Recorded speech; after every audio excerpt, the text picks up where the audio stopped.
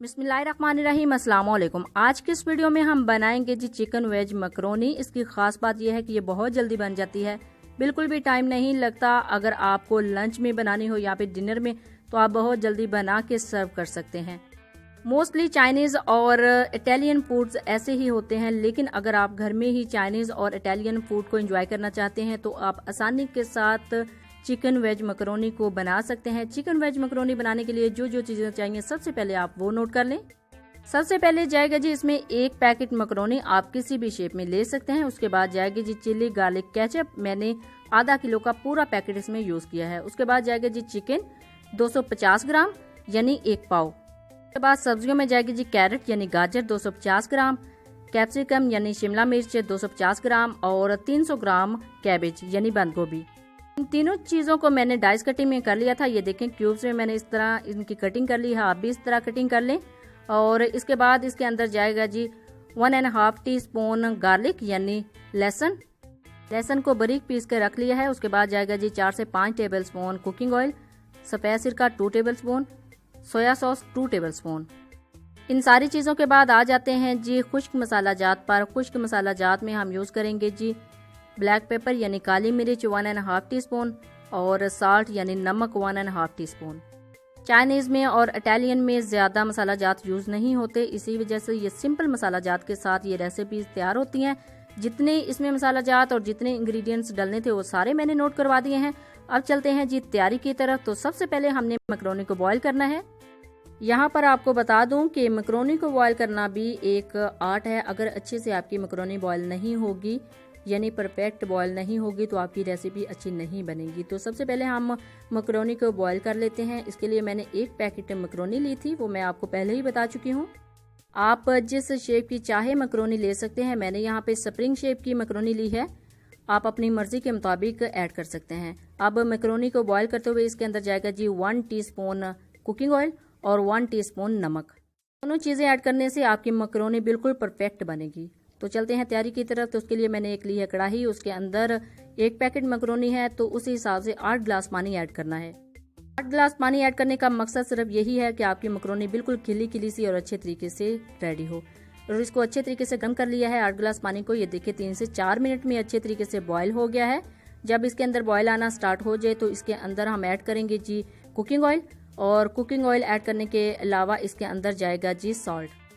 Cooking oil और salt add करने के बाद अच्छे तरीके से इनको मिक्स करना है ताकि दोनों चीजें अच्छे तरीके से पानी में मिक्स हो जाएं। इसके बाद इसको अच्छे तरीके से थोड़ा सा हिला लें चम्मच की मदद से, स्पैचुला की मदद से।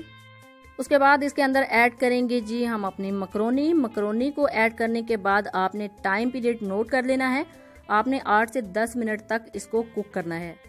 जैसा कि मैंने आपको पहले ही बता दिया था कि मकरोनी और पास्ता डिफरेंट शेप में आपको मिल जाता है इजीली, लेकिन उनको बॉईल करने का टाइम भी अलग अलग होता है। ये 8 से 10 मिनट में अच्छे से बॉईल हो जाएगी। देखिए अल्हम्दुलिल्लाह हमारी मकरोनी अच्छे से तैयार हो रही है। लेकिन आपने मकरोनी को तैयार करते हुए इस चीज़ का ख्याल रखना है कि मकरोनी को आपने जस्ट 90% यानी 90% तैयार करना है, यानी कुक करना है। क्योंकि जो 10% रह जाएगी वो कुक करते हुए जब इसको फाइनल कुक करेंगे तो तब हमारी जो है वो मकरोनी तैयार हो जाएगी। अल्हम्दुलिल्लाह 8 से 10 मिनट में हमारी मकरोनी अच्छे से बॉईल हो चुकी है। अब हम इसको करेंगे जी डिश आउट, यानी हम नीचे से फ्लेम को ऑफ कर देंगे। हमने फ्लेम को ऑफ कर दिया है। अब इसको हमने स्टेन कर लेना है यानी छान लेना है। अल्हम्दुलिल्लाह हमारी मकरोनी बिल्कुल तैयार हो गई है। अब मैंने फ्लेम को ऑफ कर दिया है। ये देखिए बिल्कुल परफेक्ट तैयार हुई है। अब इसको करते हैं जी स्टेन, यानी इसको छान लेना है। मैंने अल्हम्दुलिल्लाह इसको छान लिया है। देखिए बिल्कुल अलग अलग आपको मकरोनी नजर आ रही है, बिल्कुल भी आपस में चिपक नहीं रही। इसका एक ही तरीका है कि अगर आपने अच्छे तरीके से इसको बॉईल किया हो तो ये बिल्कुल परफेक्ट बनती है। मकरोनी को बॉईल करने के बाद अब चलते हैं जी नेक्स्ट स्टेप की तरफ। तो उसके लिए मैंने एक कढ़ाई ली है, उसके अंदर 4 से 5 टेबल स्पून कुकिंग ऑयल डालना है। आप चाहे तो घी भी यूज कर सकते हैं, लेकिन एक चीज का ख्याल रखना है कि अगर आपके पास कुकिंग ऑयल नहीं है तो आप उस सूरत में घी यूज करेंगे, अदरवाइज इन रेसिपीज में घी ऐड नहीं होता। इसके बाद जाएगा जी इसके अंदर चिकन। ऑयल ऐड करने के बाद इसके अंदर जाएगा जी चिकन को मैंने क्यूब कटिंग कर लिया था। देखिए कितना खूबसूरत लग रहा है। इसको हमने जस्ट कुछ सेकंड के लिए ही अभी फ्राई करना है। जैसे ही इसका कलर थोड़ा सा टर्न होने लगे तो इसके अंदर हम डालेंगे जी लहसुन। यहाँ पर एक मेथड ये भी है कि अगर आप कुकिंग ऑयल ऐड करने के बाद लहसुन ऐड करना चाहें तो आप तब भी कर सकते हैं, लेकिन मैंने इसको थोड़ा सा पहले ऐड कर दिया है ताकि इसका थोड़ा सा कलर जब चेंज होने लगे तो इसके बाद हम इसके अंदर ऐड करेंगे जी लहसुन। देखिए अल्हम्दुलिल्लाह कुछ सेकंड के अंदर ही इसका जो कलर है वो टर्न होना स्टार्ट हो गया है। इस स्टेज पे हम ऐड करेंगे इसके अंदर लहसुन का पेस्ट, और ये दोनों इकट्ठे ही फ्राई हो जाएंगे। फिर देखिए जी अल्हम्दुलिल्लाह इसके अंदर लहसुन ऐड कर लिया है। लहसुन ऐड करने के बाद इन दोनों को अच्छे तरीके से फ्राई करना है, यानी इन दोनों को मिक्स करने के बाद अच्छे तरीके से फ्राई करना है। 3 से 4 मिनट लगेंगे हमारे जो चिकन है उसको अच्छे से कुक होने में। 3 से 4 मिनट में इसका कलर भी टर्न हो जाएगा और ये बहुत अच्छा और बिल्कुल अच्छे तरीके से पक भी जाएगा। मेन मकसद यहाँ पर यही है कि हमारा जो चिकन है वो अंदर से अच्छी तरीके से गल जाए, क्योंकि दूसरी चीज़ें ऐड करते ही हमने बहुत थोड़ी देर के लिए इसको कुक करना है, ज़्यादा कुक नहीं करना। इसी वजह से हमारी अभी ये कोशिश है कि हमारा जो ये चिकन है वो अच्छे तरीके से फ्राई हो जाए। अल्हम्दुलिल्लाह चिकन फ्राई हो रहा है। अब इसके अंदर जाएंगे खुश्क मसाला जात यानी ब्लैक पेपर और सॉल्ट। इन दोनों को ऐड करने के बाद अच्छे तरीके से इनको मिक्स करना है ताकि ये जो सॉल्ट और ब्लैक पेपर का टेस्ट है वो अच्छे से चिकन में आए। इन दोनों चीज़ों को ऐड करने के बाद इसको 1 मिनट के लिए आपने अच्छे से कुक करना है ताकि आपका मज़ीद जो चिकन है वो बिल्कुल अच्छे तरीके से गल जाए और थोड़ा सा उसका टेस्ट भी चेंज हो जाए। अब इसके अंदर जाएगी जी कैरेट। गाजर थोड़ी सी सख्त होती है तो इसी वजह से इसको जस्ट 1 मिनट के लिए हमने इसके अंदर डाल के भूनना है, यानी मिक्स करना है ताकि हमारी जो गाजर है वो थोड़ी सी सॉफ्ट हो जाए। दूसरी वेजिटेबल्स ऐड करने के फौरन बाद ही कुक होना स्टार्ट हो जाती हैं, इसी वजह से हमने पहले कैरेट को ऐड किया है। कैरेट को ऐड करने के बाद अच्छे तरीके से इसको मिक्स करेंगे और 1 मिनट के लिए फ्राई करना है ताकि कैरेट थोड़ी सी पक जाए, यानी थोड़ी सी सॉफ्ट हो जाए। अल्हम्दुलिल्लाह हमारी जो गाजर है वो अच्छे तरीके से कुक हो रही है। अब इसके अंदर मज़ीद वेजिटेबल ऐड करने का वक्त आ गया है, लेकिन उससे पहले हमने अच्छे तरीके से इनको मिक्स करना है ताकि हमारी दोनों चीज़ें अच्छे तरीके से गल जाएं। वेजिटेबल्स और मकरोनी ऐड करने के बाद सिर्फ चंद मिनट के लिए ही इसको पकाना है तो हमारी जो मकरोनी है बिल्कुल अच्छे तरीके से कुक हो जाएगी। लेकिन उससे पहले हमने गाजर को और चिकन को अच्छे तरीके से गला लेना है, यानी इसको कुक कर लेना है। अल्हम्दुलिल्लाह दोनों चीज़ें अच्छे तरीके से कुक हो चुकी हैं। तो अब जाएंगी इसके अंदर दूसरी वेजिटेबल्स। तो उसके अंदर कैबेज और कैप्सिकम यानी बंद गोभी और शिमला मिर्च, इन दोनों वेजिटेबल्स को ऐड करने के बाद अच्छे तरीके से इनको मिक्स करना है ताकि हमारी जो सारी सब्जियां हैं और चिकन है वो इक्वली मिक्स हो जाए। और मिक्स करने के बाद नेक्स्ट स्टेप पे चलेंगे जी।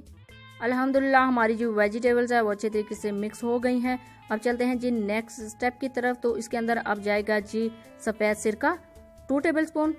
आप चाहें तो थोड़ा सा ज़्यादा भी कर सकते हैं या कम भी कर सकते हैं अपने टेस्ट के हिसाब से। और सोया sauce 2 table spoon.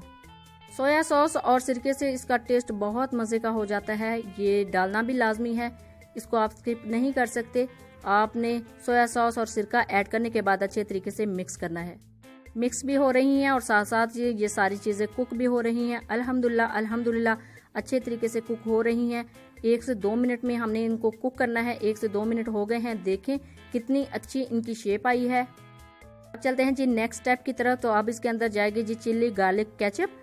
Chilli garlic ketchup मैंने एक पैकेट लिया था आधा किलो का, वो सारा का सारा इसके अंदर ऐड करूंगी क्योंकि हमारा जो मटेरियल है वो बहुत ज़्यादा है।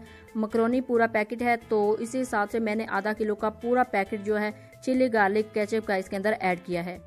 आप अपने टेस्ट के मुताबिक ऐड कर सकते हैं। अगर आपको ज़्यादा तीखा पसंद है तो और ज़्यादा ऐड कर लें, अगर आपको कम पसंद है तो कम भी ऐड कर सकते हैं। अल्हम्दुलिल्लाह केचप ऐड करने के बाद देखें इसकी कंडीशन ऐसी हो गई है। अब मज़ीद 1 मिनट इसको कुक करना था और उसके अंदर ऐड करेंगे जी हम मकरोनी। अल्हम्दुलिल्लाह अच्छे से मकरोनी ऐड करने के बाद इसको अच्छे तरीके से मिक्स करना है। देखिए हमारी मकरोनी कितनी खूबसूरत और खिली खिली सी बनी है। अब अच्छे तरीके से इनको मिक्स करके 1 से 2 मिनट के लिए आपने कुक करना है ताकि सारी चीज़ें अच्छे तरीके से मिक्स हो जाएं और सारे का सारा जो मटेरियल डाला है उनका टेस्ट पूरे खाने में, पूरी रेसिपी में अच्छे से डेवलप हो जाए।